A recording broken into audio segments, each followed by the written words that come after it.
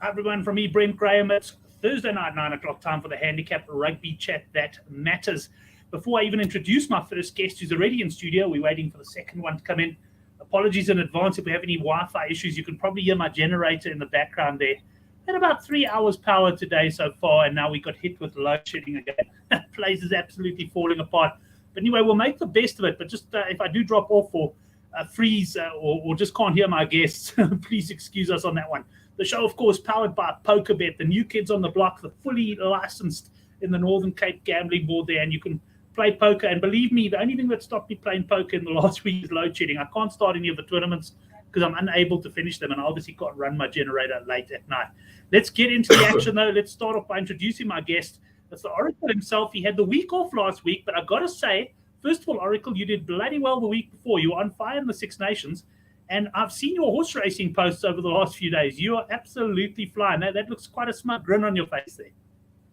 Yeah, Brent, I'm not quite buying holiday homes yet, but yes, doing very well. The rugby was fantastic, and what I really liked about it, and it's probably going to go back a couple of years really, where I confidently tipped handicaps that were in, way away from even money. And yes, getting the Scotland minus and the Ireland minus was fantastic. Fortunately, didn't get it with the Italian plus against the English, but I have to say they were quite poor in their first half, and they got probably I'm going to call it, and I learned this when I was very early in my 20s, was an AAK, an Attitude Adjustment Club. They must have got an AAK at halftime, and they came out in the second half, the Italians, and they delivered as we were expecting them to. And what was also interesting about that game is the handicap was 19. I mean, it could have been 18 in some places or 20, whatever, but generally it was 19. They never led by more than the handicap. So the minus punters in that game sweated till the ultimate death, and they never, ever, ever got in front. And yeah, they were in huge trouble the entire game. And it didn't go into the single digits, which I expected. I expected Italy to even come close and possibly win. I did obviously take a minus as well. So I did have a winning weekend, and I'll claim a 3 out of 3, although it wasn't a double-digit 3 out of 3. So yeah, it was a very good weekend. Last weekend I wasn't in because of the load shedding happened during, and if it wasn't for the conductor explaining to me how uploads and downloads worked, I would have tried to get on the show. I wouldn't have got on. I did back the Lions, and I'd like to say that 70% of that was patriotic. I did climb into the Stormers, and I was actually chatting to a guy at work the other day saying that we were talking about people cancelling bets, and I took a bet with 28 minutes in the Stormers game, and I backed the Stormers at 2-1, 2.1 actually. And I thought, this seems a bit big, and I'm not a stealer of prices or anything like that, but I did like the Stormers. Anyway, at halftime, I logged back in to see what the quote is at halftime, and I see my balances jumped. I go into my account and I see, hang on a second, I actually backed the Stormers to win the first half. And I've always been somebody that says never ever cancel your bets, stick with them, die with them, whatever it is. And yeah, they often go in my favor. So interestingly, I had in real terms, I had a Stormers, a halftime, full time, but I got the halftime payout, and then I was able to put it on this at the 13-10 at halftime. So it was an absolute cleanup for me. So all of that Lions stuff I did earlier in the day, I forgot about. It was a great game in the end. So yes, I've done very well over the last couple of weeks. But in saying that, I'm going to say that I haven't put in the rugby study that I did 4 or 5 years ago. So yes, I'm a little lightly studied, putting a bit more effort into the racing. It's definitely seeing the fruits of my investment of time. And yes, I've done very well with the racing over the last few weeks. In fact, probably my turning point was the Met, finding that belter in the last race, which I see you almost smiling at. I know you got the place double, so yeah, that was, I can't even remember. Touch of Grace, that's right, I remember now. Gav, I must say that's the longest introduction I think we've ever had from anybody. Poor old Coyle came in there and was sitting there. But I've got to just apologize, guys. I honestly didn't hear a word of your introduction. I can just hear your voice. It's talking. So, guys, I may have to even hand over to you guys on the show. Unfortunately, my Wi-Fi is so poor. But, Gav, I'll listen to your intro in the morning. But let's welcome Brendan Patches O'Connell here. Brendan, I know you were caught in a bit of London traffic there, but you're back in time to join us. Welcome back to the show, man. A big weekend of rugby ahead. Yeah, massive weekend, eh? I feel actually a little bit overdressed, in front of you guys here. So I'll take. You're definitely overdressed. Take that tie off. Yeah, guys, good to be back, and hopefully we can find a few winners. I must say, you missed part of Gavin's sort of introduction there, and yeah, he's been shitting winners on the old Oracle horse racing WhatsApp site. So I don't know if anyone else is listening and they want to join the banter and the fun on the WhatsApp group of the horse racing. But Oracle's been in great form of late and picking 20-1 winners, 10-1 winners, 16-1 winners. He's really had a wonderful couple of weeks. So yeah, long may it continue, and hopefully he can bring that form into the rugby as well. Excellent. Well, boys, I want to get us cracking. In a second, I'm going to nip off and try and change my connection because it is really poor. But I just want to inform the guys who don't know yet, and I'm hoping you gents will enter as well. And that's we've got a competition going at the moment with POKERBETs there. You can win a 3,000 Rand free bet on the Rugby World Cup. So if you fancy South Africa there, I see they're 4-1. You can have 12,000 to 3. There's also a second and a third prize. And if we get 50 entries, which we might push close to, I hope, we currently got about 15 or 16, but I know a lot of guys waiting. Then POKERBETs are going to make it a 10,000 Rand free bet. All the details are on the forum, and the link is down below. So let me just ask you quickly, Brendan, if you had to win 10,000 Rand or 3,000 Rand free bet for the World Cup outright, where are you putting your money? Brendan, I had a quick look at this competition. Just confirm, we just need to enter before tomorrow morning's first Super Rugby kickoff. And then you just need to open a POKERBET account and I think place a 50 Rand bet or 5 poker hands, which I know you would prefer the bet to the poker. Gee whiz, yeah. Do you know what I'll probably do? I'm going to go against the grain here completely. I think I'll throw it on the All Blacks.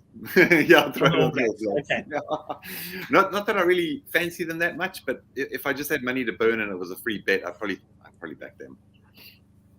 Not for any other reason. I'm not even going to ask Gab who's going to put his money on because I'm worried he's going to tell me. So I'm going to get on to the first game. And while you guys are talking about the first game, I'm actually going to just nip off for a second and see if I can come back in with a bit of connection. But we're going to start off with Six Nations. And the first match we're going to discuss, and Gav, I'm going to hand over to you. Italy plus 22.5 against Ireland, and we've got a total points line here of 57.5. I will quickly share my pick on this one. I think Italy beat the handicap here. I don't think Ireland keep up the intensity. But, I'm going to pop off now and see if my other connection's any better. Okay, but before I carry on, I'm going to mention you here. I don't think he thought of the two of us on the screen with the adverts on the left and right because it's covered our faces. But, Brendan, you'll remember my first day at work, and I think it was, I can't remember if it was the 1st of April or the 1st of May in Cape Town. And you were my boss in my first job. I actually showed up to work with a tie on, and you said, Gavin, get rid of that tie immediately. So, yes, I'm glad you took your tie off because that's what that reminded me of straight away. All right, it's the Ireland. I think, look, one of two things could happen here. So this is not a big bet for me. I'm of the opinion that Ireland, because they've beaten France, and I think if they'd lost to France, it would have been a little bit different. But because they've beaten France, I think they're going into this game with a little bit of, let's just win this. We don't need a bonus point. It's just a win for us. They don't want to lose the game. Don't get me wrong here. So I'm not going Italy board here. I'm suggesting that 22 points at home, Italy, it's just way too much for this fixture. It's not a massive bet for me. I just think that Ireland don't need to send everybody over there. I could be wrong that they probably will, or they could. I just get the feeling that this is a game where they're going, we just need to win here. We just need to get over the line. And to quote a movie, the movie was called Office Space years ago. They called the guy into the meeting and he said, what's the story? He said, Gentagif. He said, what's that? He says, just enough not to get fired. In other words, just enough not to lose. Ireland will just approach the game with a Gentagif attitude. Let's just win this game. We don't need bonus points. We don't need glory. We don't need fanfare. Just win the game, get out of Italy, and come back, and let's concentrate on getting the Grand Slam and winning this tournament. I don't think they need to do that with all their ammo. So I think the handicap bet for me would be plus Italy, with even a sneaky 14, 15 to 10, maybe a plus 13 or plus 12 or something, a little bit lower than that might be a bit of value. I can't see Ireland beating this minus. I just can't see it. Yeah, good example. Brendan, what do you reckon? Yeah, it's funny how Gavin mentioned that example there. I used to do the same at school, and it was a case of, just do enough to pass kind of thing, Yeah, just enough not to fail. Exactly, if you look at it the other way.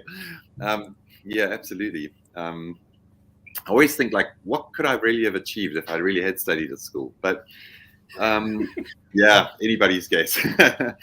Yeah, so I see Ireland have made a few changes. The 9 and 10 pairing, new. A little bit of a tweak in the back row, and in the back line as well. For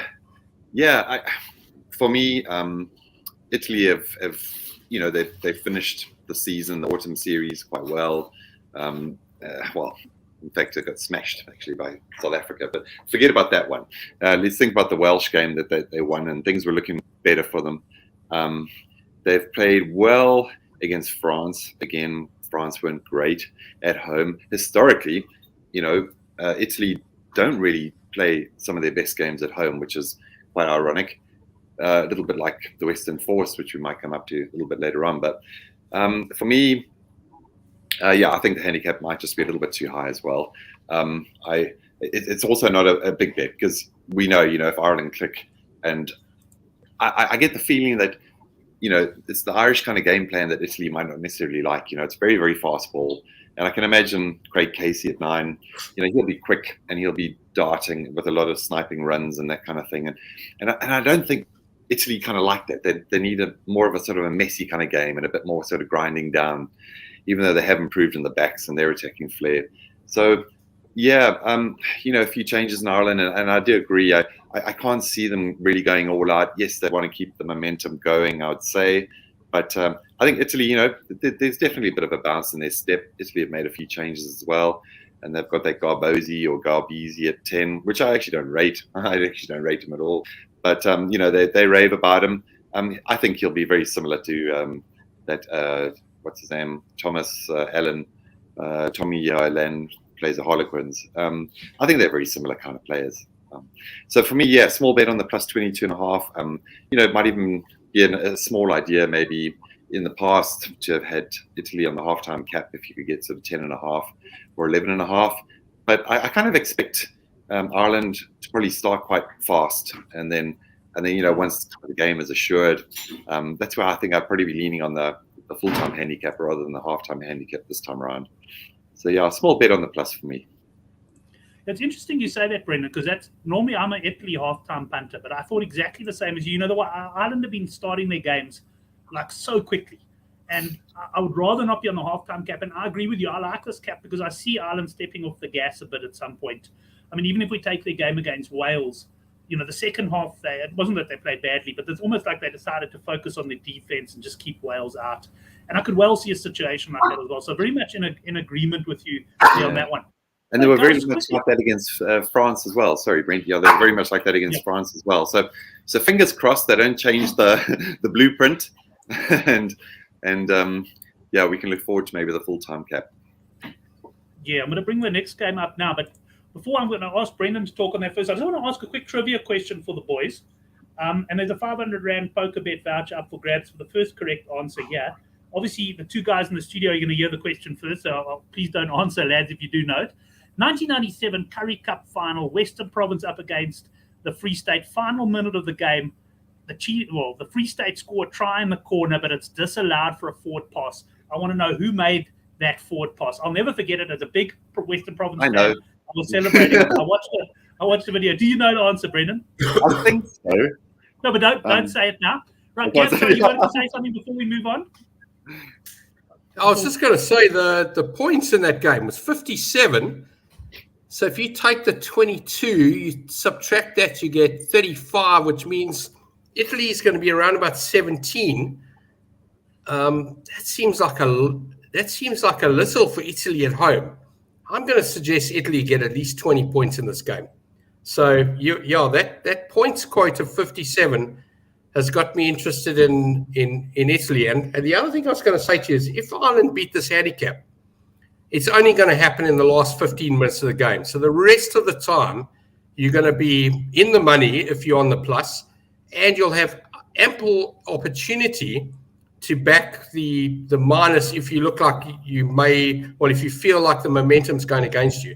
So it's one of those handicaps that's not big enough, but also not small enough for you to get out if you see things going badly. And if you get, I often used to say when South Africa played New Zealand, for South Africa to beat a plus 6.5 to actually win the game, they need to be leading by 10 going into the last 20 minutes.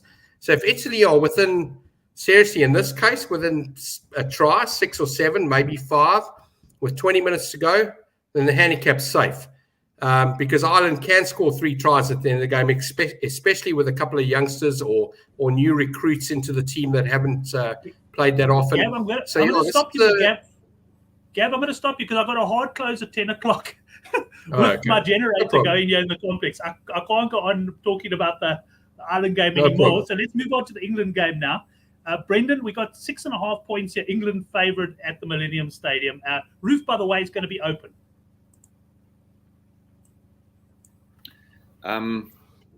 Yeah, finally. The players have come to some sort of arrangement with the Welsh Rugby Union, which is good to see.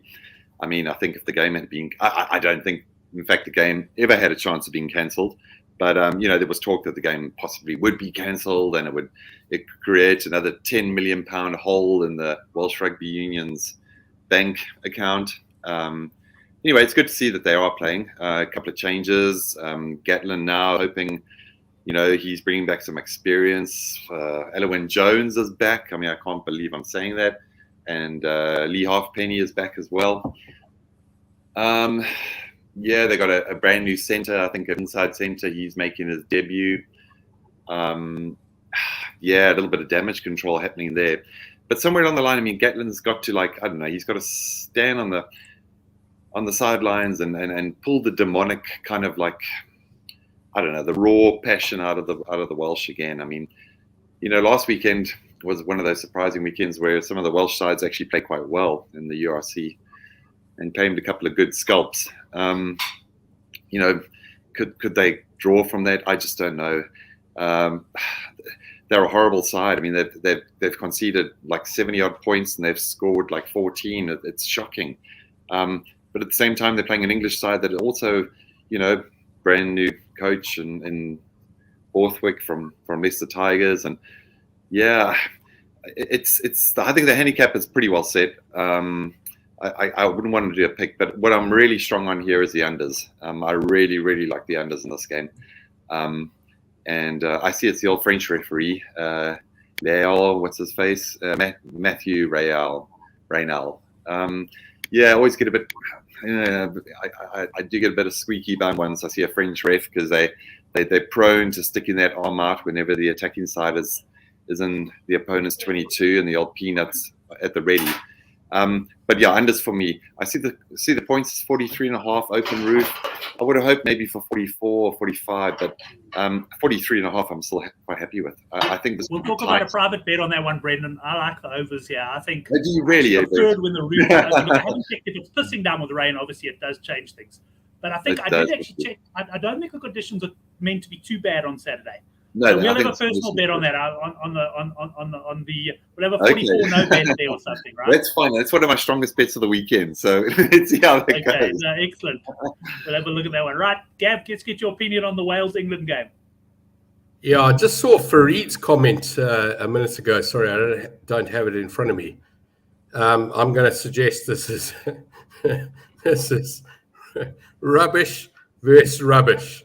That's what's going on in this game. And geez, I hope you get this right, Brendan, because I'm not sticking any money on this. I'm not even sticking the coins from my little lion pig over there. I'm not touching this game with anybody's money. What I can say, though, is Reynolds, I wrote an article on the Raw, the Australian thing, and I do a couple of articles on there every now and then. And that was my most read article, was about Reynolds giving away the card, and not giving away the card, reversing the penalty in that Australian game that cost me a fortune that particular day. So he's not just a little French ref; he's a little dodgy French ref with a big attitude and a game-changing motivation, for lack of a better English word. So yeah, I'd stay away from this game if I could. However, and I say that with 3 dots, I'll watch the game and I might get stuck in a little punt at halftime. But honestly, this is a dreadful English team. It's an absolute, I don't know. I can't even think of the word, and I play Wordle every day. I can't think of a five-letter word that can describe the diabolical position Wales find themselves in. But Wales are in danger of coming last year. This is not they're not going to win this tournament. They're rubbish. England are not going to win this tournament.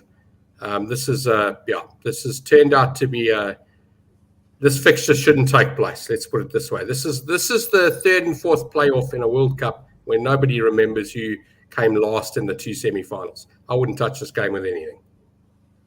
Yeah, interesting. So Brendan and I are going against each other. I also like England. I see a couple of guys in the live chat reckon England there. I do like them. The handicap has moved yet. Opened up, I think, 3.5, and it's gradually moved out to 6.5 there. We're going to move on, and Gav, I'm going to get your opinion first on the Scotland game against France in Paris. But first, guys, another POKERBET voucher up for grabs here. Predict the winner, margin, and total points. And Brendan and Gavin, you guys are welcome to enter this one as well in the live chat. I want to know who's going to win the game, by how many points, and then obviously the total points as well, which will be the tiebreaker. Only for which game? Live chat. Sorry? Which game? France v Scotland. Oh, this question is about that game. Okay. Yeah, this question's about that game specifically. I mean, just to shout out, there were quite a few guys who got it. There were some interesting answers that came up there, but gee, I know he's a Western Province supporter, but he's quite young to have remembered that. He was probably, I don't know, how old were you, Chris? But at the Crow Tips coming in with Helcott Miller, he was first up there. 500 Rand POKERBET voucher. Send me an email, Brent, at Good for the Game. His father WhatsApped him. Possibly. Right, let's go, Gav. France minus 8.5 against Scotland. The big game is, Scotland, a lot of people talking about Ireland, and obviously Ireland are the big favourites now. But the reality is the Scots have won both their games as well. They've looked pretty impressive in both of them. This will be their acid test, though, really. Can they hold France? So this is what I said 2 weeks ago. We talked about the outright of the Six Nations. And what did I tell you? Ireland, they were too short. And I said back Scotland at 7-1. So Scotland are probably 3-1, maybe 7-2 to win this thing. This is the game, you're right. And they probably, I'm guessing 5-2, maybe 3-1 to win this game at plus 8.5. I haven't even looked yet. I'm guessing the money will come for France. I'll probably take my bet 15 minutes before the game. I'm going to tell you Scotland win this game on the board. If they hadn't won this fixture in the last 5 years, I wouldn't have said that. It's something they've achieved before. I remember some of my bigger wins in Scotland in the past, and they like the Lions of the Currie Cup or the Super Rugby or whatever it is, the Lions team where they're no hopers, and they often get badly priced. Scotland's a badly priced team. You often get 2, 3, 4, 5 points on the handicap you shouldn't get mathematically. So I'm a Scotland punter most of the time, and in this fixture, I definitely am. France got nothing to play for. Yeah, they've been beaten already. They've lost the trophy. They might have had one hand on the trophy last week. It's gone. It's slipped. All 4 fingers, 5 fingers, those French legs have slipped off the trophy. In fact, they can't even see it anymore. It's gone. The British mail took it away. He's taken it back into the mainland, into the island off the mainland. France got no chance here. I say no chance. They got no chance of this handicap. In fact, I think they'll lose this game. I wouldn't even bother with a plus. I'm looking for Scotland on the board, and I'm suggesting that the rugby punting public will punt France into oblivion here, and I'll get a massive price come Sunday afternoon. I'm looking forward to it. I'll take my bet while chomping on my Sunday roast. I'll have to stop for a moment and get on my phone and have a bet. I won't have a bet before Sunday, but I'm definitely on Scotland here. I think they win this game, and they'll probably win it by trial more. So you might even want to take some -5 or -7 or even -10 Scotland. This one's race over. French have got no chance. They've got no chance to the handicap, and I don't believe they'll win this game. Right, yeah, very confident on the Scots. Yeah, I like Scotland a bit on the handicap, Brendan. I'm nowhere near as bullish as Gavin there. Before I bring you in there, just to Pierre was mentioning who won last week's competition. It was Henrik who got last week's competition in the live chat, and Johan Esterhuizen who won the golf.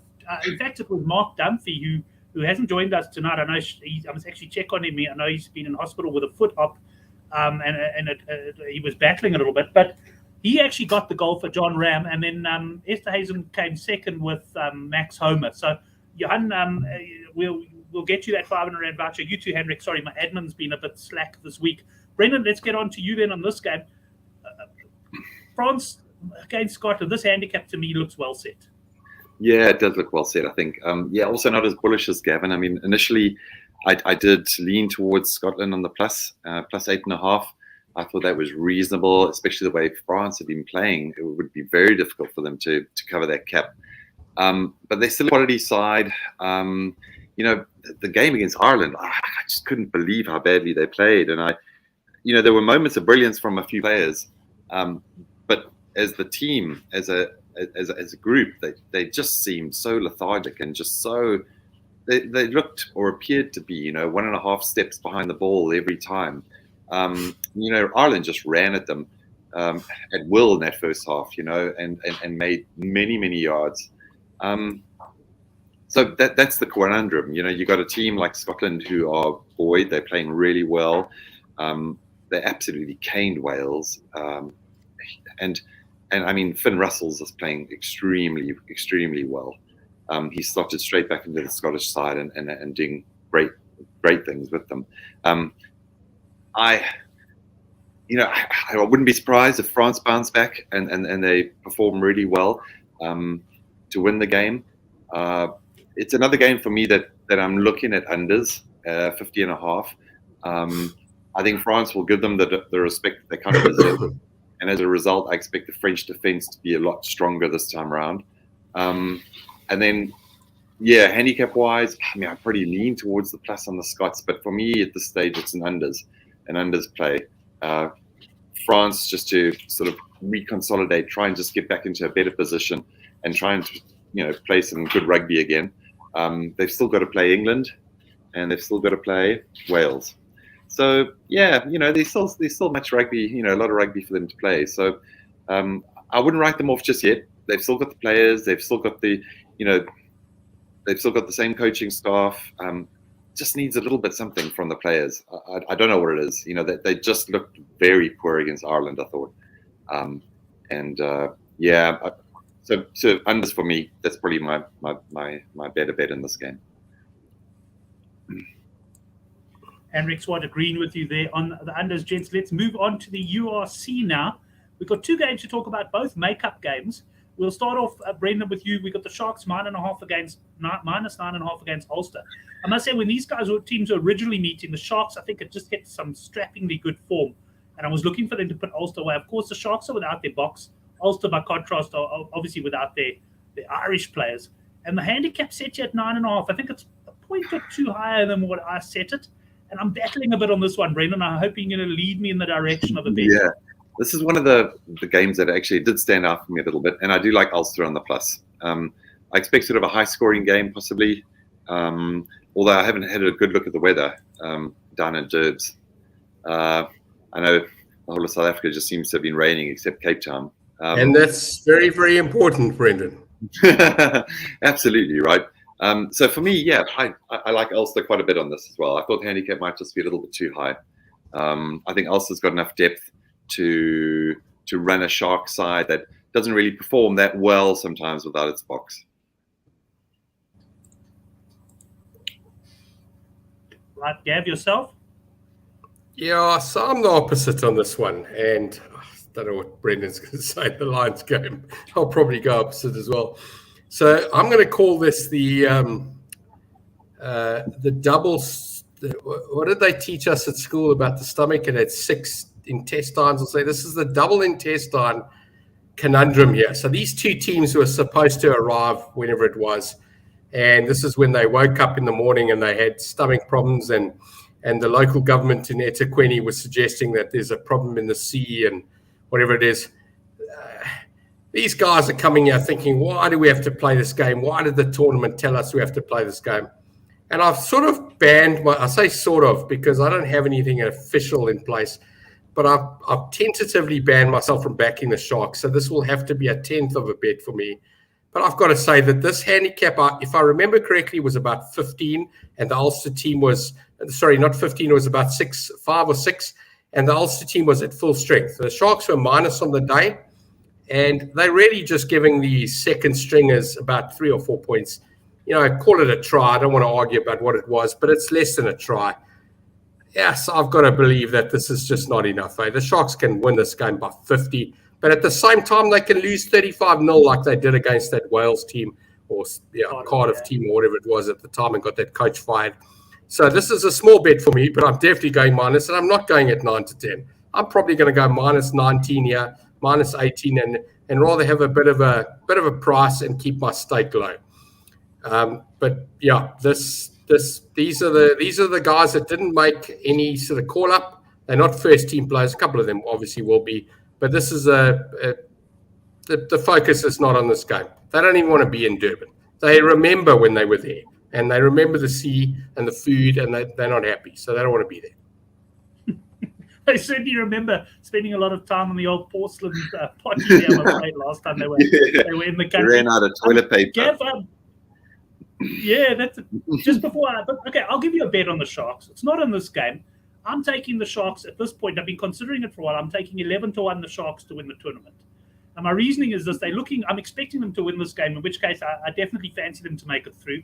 Obviously, you got Leinster 5 to 10 favourites, but the Sharks, when they get their box back with the likes of Etzebeth and that are back in the mix, which they will be for the playoff section of the tournament, I actually think the Sharks are big runners. And I think of all the teams, I mean, they're priced at the same price as the Bulls. And I look at that Bulls side and I say, not a chance would I take the 11 to 1. But I'm actually going to back now. I haven't done a long-term bet in a while.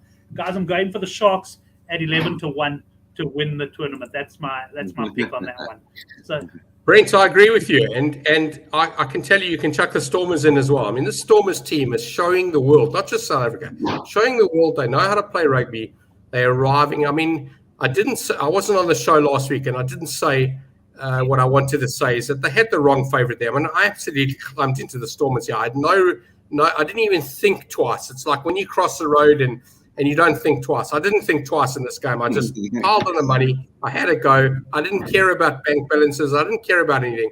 I backed this, and I'm not a big Stormers punter, but they had the wrong favourite last week, and the guys that were pricing up were not reading that game. So, yes, I agree with you. I think the Sharks and the Stormers are big runners to win this tournament this year. I think you're 100% right. The Bulls are gone. The Lions obviously gone. Neither of those two can win, but the Sharks and the Stormers can definitely win this tournament, and they're decent prices. They really, really are. Just as a matter of interest, Farid saying yes, Leinster obviously 5 to 10 favourites. Farid, the reason I'm looking to take on Leinster is there's price. Competition. Well, price is one thing. Obviously, that I wouldn't take the 5 to 10 now because they've been 5 to 10 throughout the whole tournament. But the other thing that I like about opposing Leinster in the URC is the Champions Cup. Leinster are going to be involved in the business end of both. Look, the Sharks might be as well, but Leinster are getting the final in Dublin. Well, when I say Leinster getting the final is going to be in Ireland, in Dublin at the Aviva Stadium. And I think of the two tournaments, when it gets down to the business end and your resources are being stretched, I think that Leinster are going to focus everything on this Champions Cup. Not to say they don't want to win the URC and not to say they're not capable, but I think there could be a gap there for a team like the Sharks to potentially beat them. But anyway, we'll see about that. Gav, I'm going to stick with you for the next game. It's a close game according to the bookmakers. We've got the Lions plus 1.5. I happened to see the Good for the Game forum, and I saw Thoughts on Sports entry into the handicap competition. I see he's gone Lions here, and I'm thinking that you're going to probably rubber stamp in here. Yeah, it's exactly what I said a few minutes ago, Brent. For me, this is crazy. This is a team coming here. They already arrived. They spent their time in Joburg in some dodgy hotel in the back streets of Sandton or wherever they were, and they had a horrible time while they were down here. But this was a game I lined up. I mean, I'd made deposits for this weekend. I'd gone and taken money and actually made deposits because of these two games. I was so disappointed. In fact, Oaks were talking to me till Wednesday before I calmed down. These two games I'd lined up properly. I think it was October or November. I can't remember what it was. And I still said to everybody, when these two teams come back, I was so excited when they didn't give them 2 points and call it a non-fixture, that they're actually taking place here. And I mean, to our surprise, it's happening on a Six Nations weekend. This is fantastic for us. This is 7 points for the Lions, not 5 or 4. This is a momentum boost. This is everything. Lions will win this game. They'll win it comfortably. I'm all over the Lions here. And yes, 50% of it's biased, but I don't care. I'm making a deposit and I'm punting the Lions this weekend. Race over. This other team won't even come close. I've got to bring up Darren's comment because I really enjoyed this one. Just a reminder that the Lions are coached by Cash Van Rooyen, and they're certainly not looking good at the moment. I'm in the opposite camp. I'm not overly confident, but I'm happy to be tempted into a bet on this one. Yes, you've got to be brave to back these two teams away, Brent. You've got to be seriously brave. I like the Glasgow Warriors. I think they beat Ulster, I think it was last week. They're a decent side. Yes, they're travelling to the Lions, but the Lions have shown me absolutely nothing to suggest that I'm going to put any money on them. Let's let Hoyle O'Connell. Not buying what you're selling. I smell a bit here, actually, Brent. I smell a bit. That's what I'm smelling. I smell a bit as well. Listen, guys, all I want to know is Darren mentions like Cash Van Rooyen. Is that the guy's real name, Cash Van Rooyen? I'm hearing Cash. That's all I can see from that. I saw nothing after that. Good Lord. Okay, so they obviously don't like the coach, right? And I mean, let's face it, they haven't had a great season overall. Yeah, I mean, at first glance, I thought this was a choice kind of game. But the more and more I think about it, I'm leaning towards Glasgow. Sorry, Gab. Yeah, I just think that, they might just have a little bit too much quality in their ranks, which is good news for the Oracle, because at least, hopefully he might get a slightly bigger handicap or outright on the Lions, But not a game I'm going to get too involved in either. I mean, yeah, Glasgow, Scottish teams, perhaps not as bad as the Welsh sides away from home, but, they can blow hot and cold. But the Lions, oh man, I just couldn't back them. I just couldn't back them. Brendan, that seems to be, if I look at the comments in the live chat, most of the guys are coming out with a similar opinion to say, look, there's better games to bet on this weekend. And I think it's a fair comment. I mean, this is probably going to clash. This will clash with one of the Six Nations games. Now, I'm going to Bri on Saturday evening, and I'm just worried that I'm going to be at a game with a lot of Lions supporters, and I want to watch, I don't know, England against Wales, and they're going to be sitting wanting to watch Lions against the Glasgow Warriors. Although, as Darren says, I mean, there's a handful of people in the stands. I mean, if you looked last week, 42,000 people at Loftus. And I swear, Ellis Park, you could throw a blanket over the entire crowd. It was unbelievable. So perhaps not a game to get too excited about. Pierre, I enjoy this one from Pierre's Lions. I've got a reply for Pierre. You can post that now. I just spelled his name wrong in haste. Sorry. Yes. That's really good.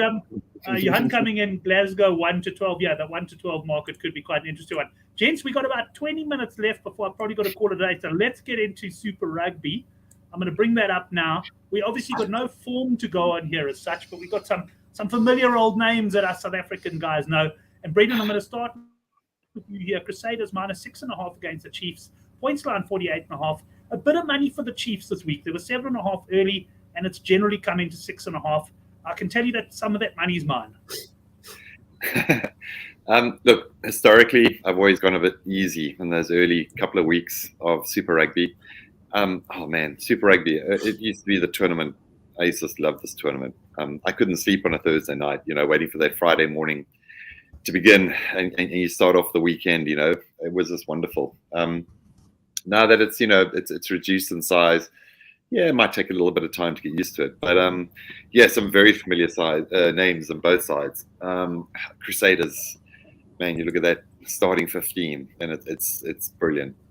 Again, historically, they can be a little bit offish in the early games. They can be slow starters. The Chiefs, they're an exciting side. What wins the game so often for the Crusaders is just their defense is just so strong and so physical. But I've got a confident bet here. The unders 48.5 for me is that's where I'm going. Handicap I'm staying away from. I think this is a game that might produce a few errors, strong defense at times, and I'm expecting an unders in this one. The weather's fine, but under 48.5, that's where I'm going quite strongly as well. Right, Shane off to go watch Man United v Barcelona. Shane, thanks for joining us and enjoy that game. It should be a crack. I think 2-2 there after the first leg. Right, we'll go to Gavin here. Gav, the money's come for the Chiefs. Most of the guys in the live chat appear to be leaning towards the Chiefs here. Are you doing anything in this opening Super Rugby game? I'm just going to suggest to Shane that he can take Barcelona -2.5. They'll just absolutely smash them. There's two things I want to mention, and Henrik's come up in both of them. Firstly, I'm noticing that Brendan Coyle is trying to take away the understaker's crown and almost going all of his picks on the points. So Henrik's position in this panel is under threat. That's the first thing. And secondly, I remember this particular fixture, and I had a very serious conversation with Henrik, where I'd suggested I'd gone the right way, but I'd lost my bet. So I backed the Chiefs. They played a game in Fiji. This was the same fixture a couple of years ago, or a few years ago. And the Chiefs had scored more tries than the Crusaders and had lost on the board. I think they lost by 2 or 3 points or whatever it is. And Henrik said to me, but how can you say that?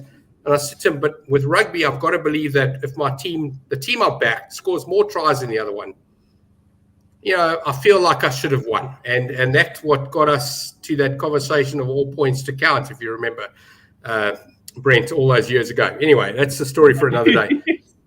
A third thing I'd like to say is when I was faced with 5 points or more, New Zealand versus New Zealand, I always went for the plus. So I don't have too much to say here.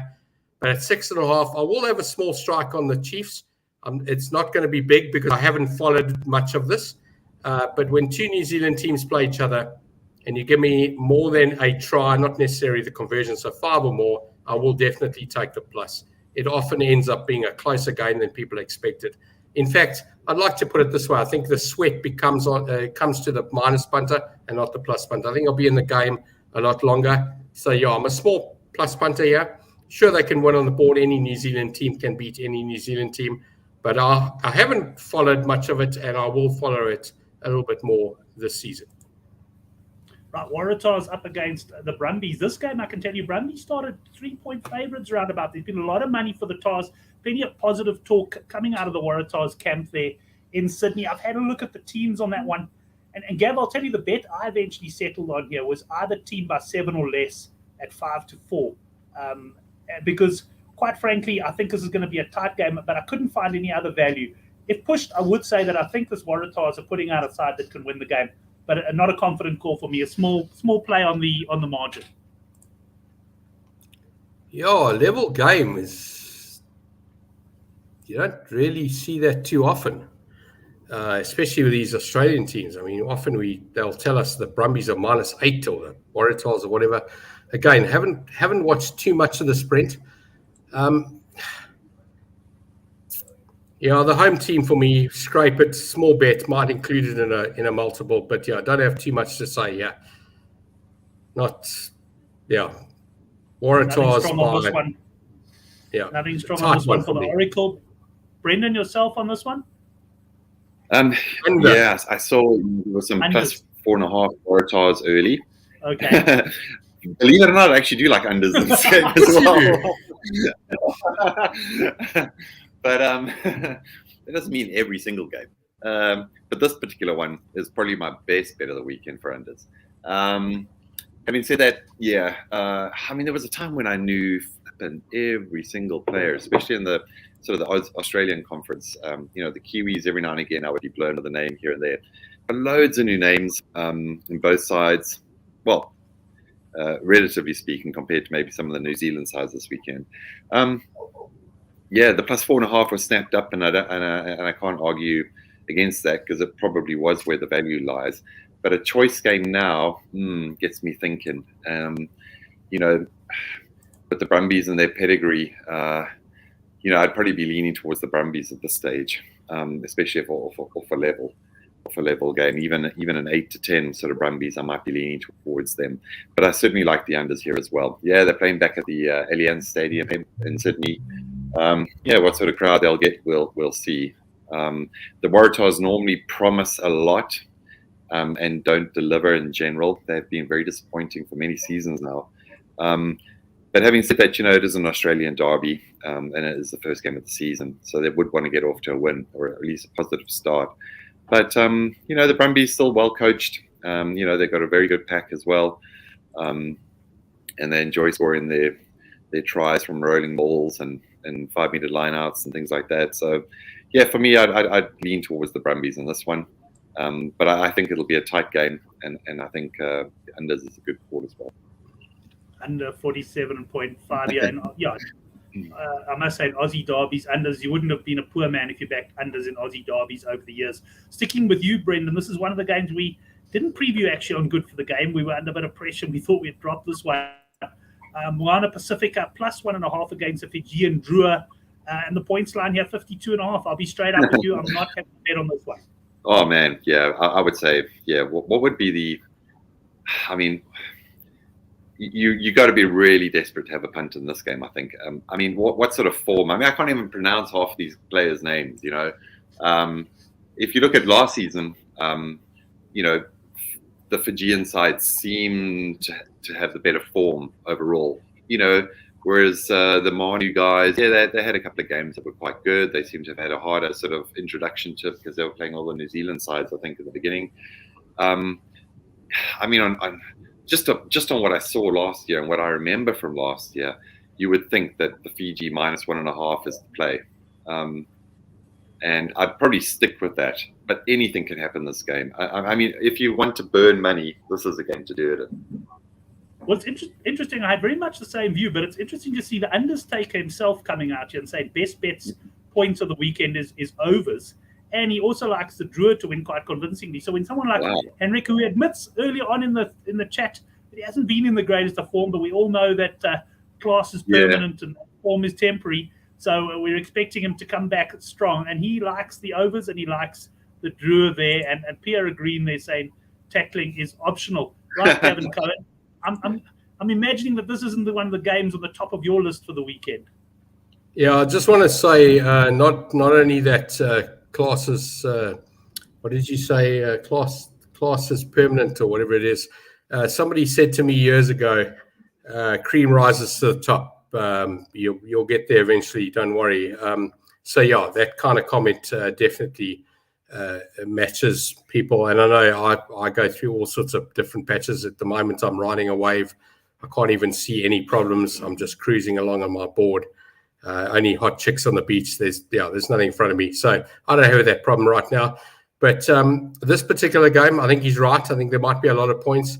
I just want to point out something quite interesting is if you go to Flash Score and you look at the table, I'm not sure who's in charge of the table, but it's definitely not in alphabetical order. It goes Brumbies, Waratahs, Reds, Force. So it's obviously some dodgy Australian. Then it goes Chiefs, Crusaders, Highlanders, Hurricanes. And then they've stuck Rebels at the bottom. So definitely he doesn't like the Rebels. And 11th and 12th are Fijian, Drua, and the Moana Pacifica.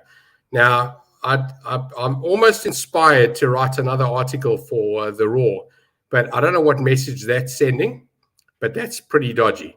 So, yeah, this is the kind of game, you're right, Brendan. You don't want to stick a lot of money on this. In fact, you don't even want to stick a little bit of money on it. It's one of those games that if you can read rugby well, watch the game, get stuck in maybe 20, 30 minutes in or half time. It's the kind of game that will reward someone who can read form in a game. And I often am able to do that. It's games that hop with 5 in the morning our time, so it's a bit difficult. I might get up and watch it, but honestly, this doesn't even have 1 unit written on it. It's the kind of bet that kind of game that you could stick 50 Rand on the draw, or follow someone like Henrik who knows what he's doing when it comes to points, and just go overs, a couple of 100 Rand, go overs, and wake up and have your bacon and eggs and your coffee and see the results and go, wow, I just paid for the breakfast. Simple as that. I wouldn't get stuck in myself. I think this is a dangerous game. And by the algorithm that published the table before anyone's got zeros everywhere, it's pretty dodgy. I'd be looking into that. They're right at the bottom. Yeah. Sometimes you need that little bit of positive energy, maybe that, like Hendricks injected there, I'd say, with regard to being supremely confident, certainly with the overs as well, and even the Manu. So yeah, it might intrigue a little bit more interest from myself come game time. Yeah, but Brendan, you've seen games often, and you think, like, let's take the Lions game in my case, right? So I go, like, I'm all over the Lions, and I watch the first half, and at halftime I think, gee, Spree, you've done your money. So either you press and do more money, or obviously option B is not take another bet, or C, go, hang on a second, I got this wrong. I'm happy to admit it. Let me cut my losses and punt the right way and go the other way. I mean, I know that I've been in that position before. So I like to think that if I'm not that confident about a game, or it's a game I might not have got involved in initially, I'm going to say, hang on, let's just watch this and see where it goes. And I'm one for money and I'm one for numbers, and I can see the numbers and I can watch the game. And I'm not certainly saying I'm the best analyst of rugby, but I can definitely read a game during the game, and I'll say, hang on, I've got this wrong, or hell, I've got this right. Let me have a proper go. So, you don't have to be fearful that you haven't got your bet on before the game. Watch a game, watch 10 minutes, 8 minutes, 15, 20 minutes, half an hour, 50 minutes, and get involved. It's not impossible. Jen, sorry about that. I realized I really made a balls up. My son had the 3G on in about the other end of the house, and my computer automatically connected to that. So I've been battling all this time, and I haven't been on my Wi-Fi. I've actually been on the 3G. But now, anyway, I'm on the Wi-Fi, and you guys are sounding a hell of a lot better now. Let's get on to the next game, Gavin. And as long as your son wasn't like on the site RussianBrides.com or any one of those, Let's not go there. Right, Highlanders plus 8.5, Gavin, against the Blues. This is a sort of derby game that I always look forward to. I know there were some early 49.5 points. It's obviously under the roof there in Dunedin. And here we got 52.5 points and an 8.5 cap, Gav. Brendan, or Russians brides not taken at first attempt, reload. Yeah, you know what that is. All right, so same story here, Brent. The Blues, they've got the right favourite here, let's put it that way. But again, it's over my line, and I've got rules. I've got rules about all sorts of things in betting, and I got those rules early on. And after speaking to many clever punters that I've met over my time, you have to have rules. So in this particular situation, my bet is plus. It doesn't appear to be the right one, but I can't be taking a minus 5, 6, 7, 8 in New Zealand versus New Zealand. It's just a rule I've got. So this is a rule-based punt. I'm a Highlanders punter here, but in this particular game, I might go back to my own advice a few minutes ago and watch a little bit and see how I go. But I can't be backing any New Zealand team at minus over 5.5 against another New Zealand team. Simple as that. It's a rule. Right, Stephen Mark's coming in. Blues will win, but can't touch that handicap. Brendan, anything for you on this game? Oh man, how many stories have we got when it comes to the Blues? I mean, yeah, disappointing and at times sensational, but generally, and the majority of stories would all probably be very, very depressing, actually. Yeah, I looked at their side earlier on, and a brilliant side. Wow. I mean, they really have a brilliant side. I mean, I remember for many, many years we rated the Blues and the Bulls as the dumbest sides in Super Rugby, and I think they still claim that, that title, especially the Bulls last weekend as well. But yeah, the Highlanders at home, 8.5 points. Oh, yeah, like Gavin says, it is hard to take the Blues on the minus, especially away from home. I can certainly see them doing it. They've got the players to do it, but whether they have improved, they certainly have improved. Their consistency has improved. They had a good season maybe the last 2 years they've done quite well. But for me, yeah, it's a game I'm going to leave alone. Leave this one alone. Yeah. Blues 1 to 12 years my pick. I think you'll probably get about 14, 15 to 10, maybe even 16 to 10. I think the Blues will win this game, but I think it's going to be thereabouts. I think the handicap's well set. I mean, I think New Zealand derbies, I know over the years, often it's within 7 points. You know, the losing team gets a bonus point, especially at home. So I'm going with that one there. We've got 2 games left. The next one, there's been plenty of money in this one, Brendan. The Reds, the Hurricanes open -2.5. Southpaw on the Good for the Game forum was the first to point out the value there, and a couple of other guys came in after him. This handicap has just kept pushing out. When I wrote the preview earlier, there was 4.5 on offer, and I went for that. It's now 6.5 points. I guess it's getting to that head-scratching stage where you start going, has the handicap now arrived where it should have been in the first place? Yeah, and I agree with that. I just wanted to point out on the chat there, a little message from Farid, and I think he sums it up pretty well there. You know, that the Highlanders they're not a balanced side. You know, they do have a couple of very good players, like Shannon Fritzl and maybe a couple of others. But whereas the Blues, I mean, pretty much every one of those players is dynamic and very, very good. So if they can string it all together, they should win the game. But I think that 1 to 12 is a good way to go. Reds +6.5 against the Canes. I looked at the Hurricane side, and I didn't really like it. And of course, I respect Southpaw 100%. So he got the value early on, but I think the handicap's about right now. And if anything, I'd probably be leaning towards the Reds ever so slightly. But it's probably another no bet for me as well. You know, it's just going to be an interest and maybe just a small couple of units on the plus just for interest, because I think that the handicap might have maybe just been a little bit exaggerated. Now, I'd say maybe the 4.5 probably was the right line, maybe. And +6.5, if I can get +7.5 even, maybe at 8 to 10, I might just go with that.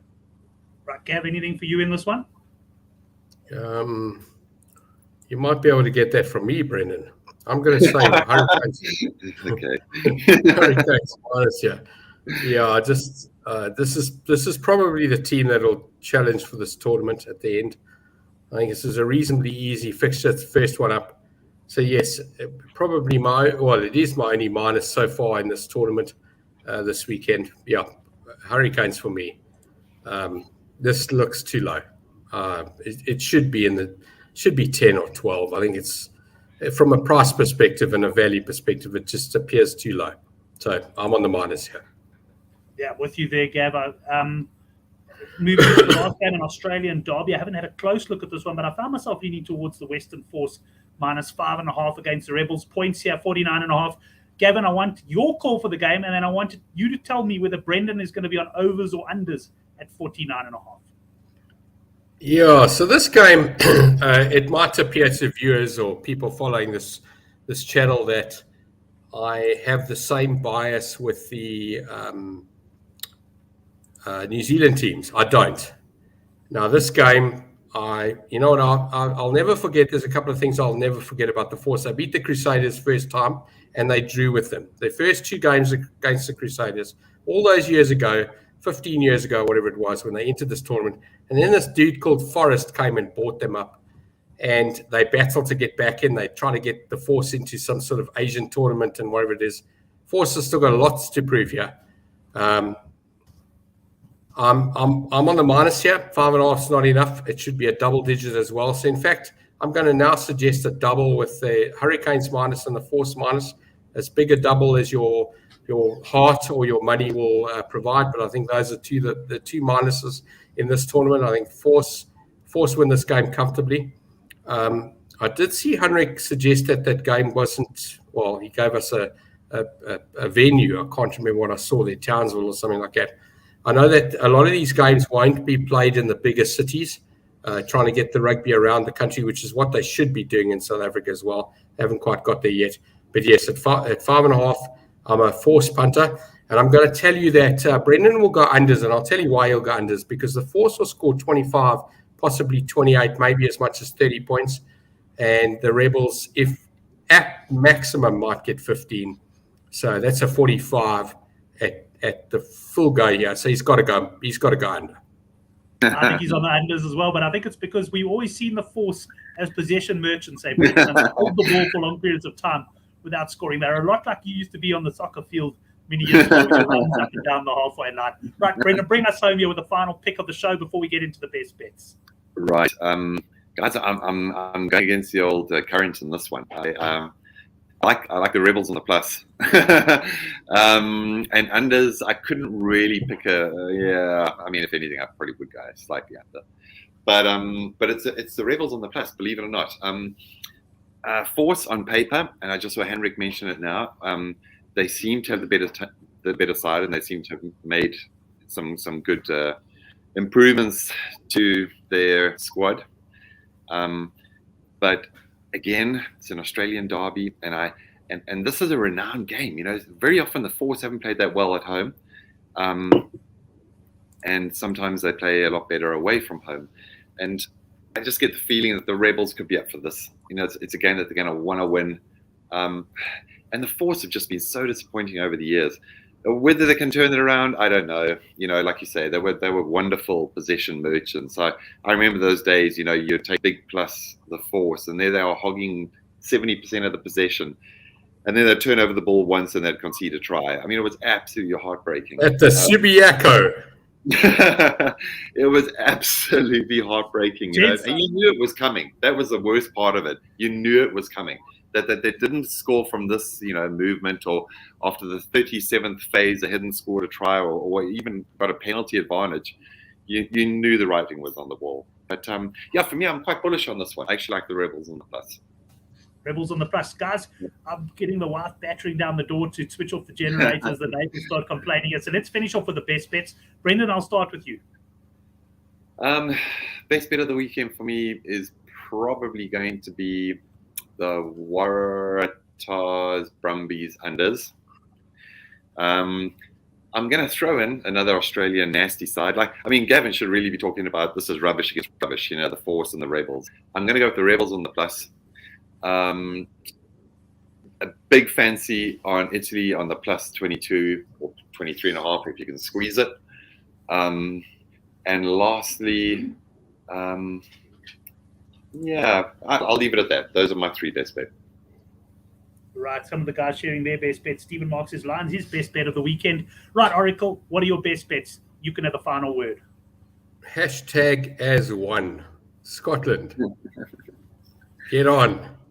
Scotland followed by Sharks, Lions, Hurricanes minus, Force plus, but honestly, and Italy plus. Sorry, Scotland for me, best bet of the weekend. Second, and it's tight. It's six of them at the line. Who's head bopping up and down as to what my second best bet is, but it's Scotland all the way for me, all the way. Double-digit win by Scotland. I did send my newsletter out already, so my best bet. I went for the Hurricanes. I went for the Hurricanes to win and England to win. Both of them had money, and the double worked out at the time at 11-10. I'm imagining that's going to shorten a bit.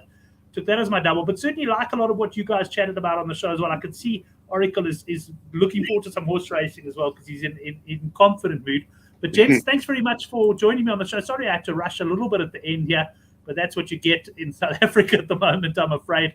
Good having you both on. Have a great weekend there, Gavin. Yep. Cheers, guys. Thanks very much. Cheers, boys. Brendan, great chatting to you, mate. Have a good weekend, and we'll be in touch over the weekend, no doubt.